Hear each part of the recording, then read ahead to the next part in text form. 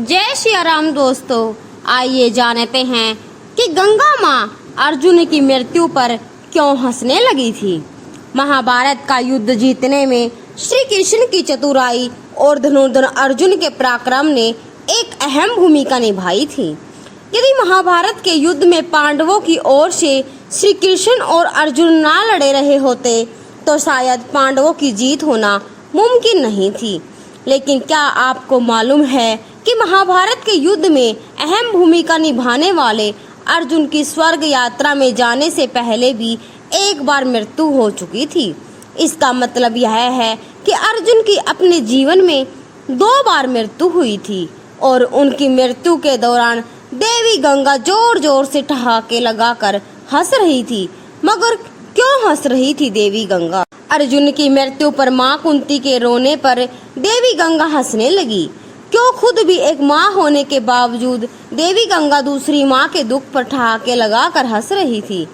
महाभारत के युद्ध में जब पांडवों की जीत हुई तो हस्तिनापुर की गद्दी पर बैठे ज्येष्ठ पुत्र युधिष्ठिर। इसके बाद श्री कृष्ण ने युधिष्ठिर को सुझाव दिया कि अश्वमेध यज्ञ कराना चाहिए, जिसके बाद युधिष्ठिर ने अश्वमेध यज्ञ को आरंभ करते हुए अश्व को अर्जुन के नेतृत्व में रवाना कर दिया। अब जिस दिशा में अश्व चला जाता उसी के पीछे पीछे अर्जुन और उनकी सेना भी जाती।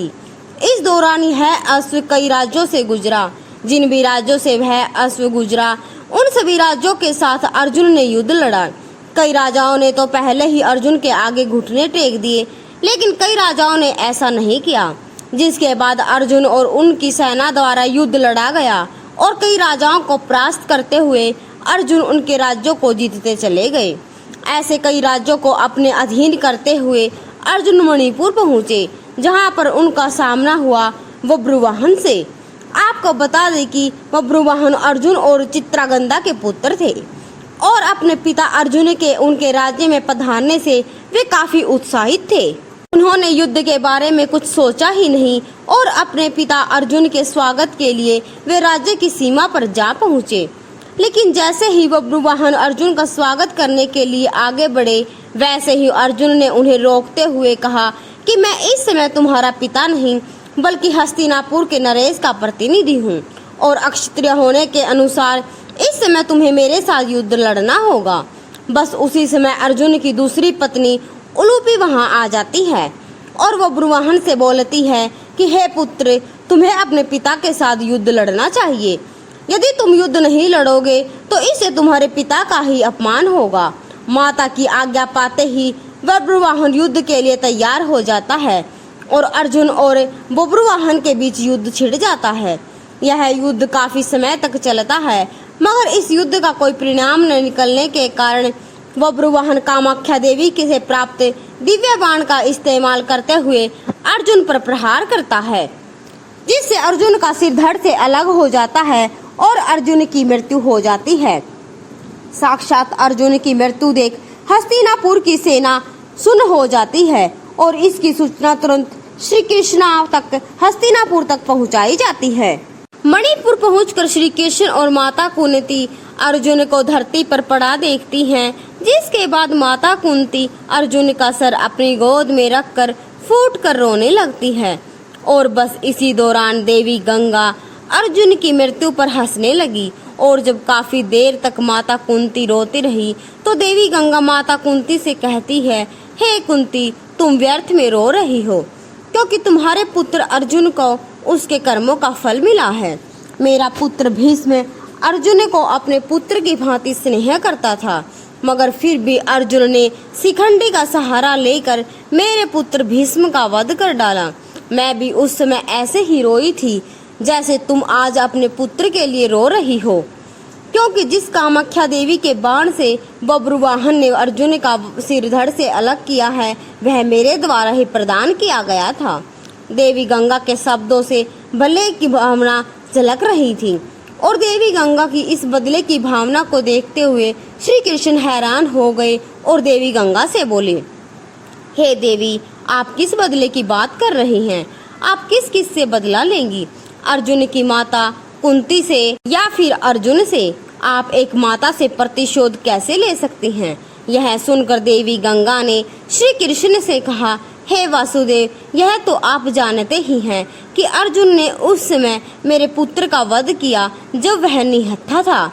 जब अर्जुन का ऐसा करना उचित था तो अर्जुन का वध उसी के पुत्र द्वारा कराकर मैंने क्या गलत किया।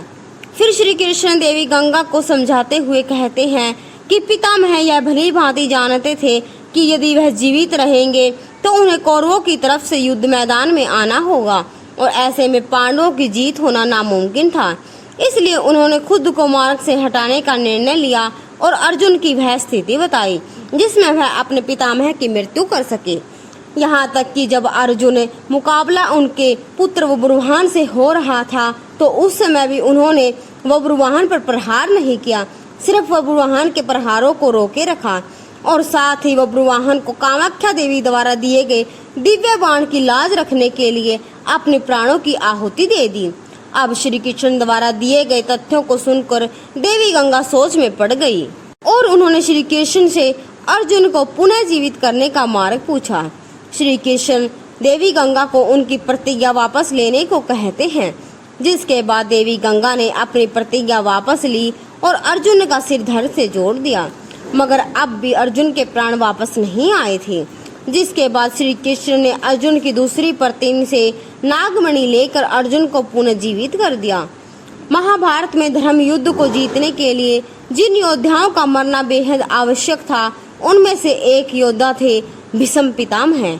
उनके नेतृत्व में कौरवों का हारना नामुमकिन था, लेकिन उन्हें मारना भी असंभव था क्योंकि उन्हें वरदान प्राप्त था।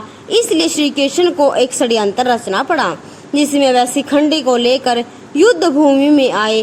किन्नर होने के बावजूद शिखंडी को भीष्म स्त्री मानते थे और उस पर हथियार नहीं चला सकते थे। शिखंडी को युद्ध में सामने देख भीष्म पितामह ने अपने हथियार नीचे कर लिए। इसी मौके का फायदा उठाकर अर्जुन ने उस भीष्म पर तारों से बरसात कर दी। भीष्म बाणों की सैया पर लेट गए। अपने पुत्र की यह दुर्गति देख उनकी माता गंगा को बहुत क्रोध आया।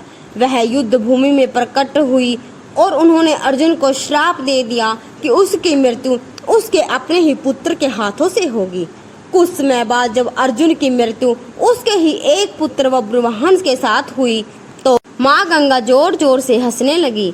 कथा के अनुसार माँ गंगा के लिए अर्जुन के बेटे बब्रुवाहन को इस तरह भ्रमित किया कि उसे गुस्से में आकर अपने पिता का सर काट दिया।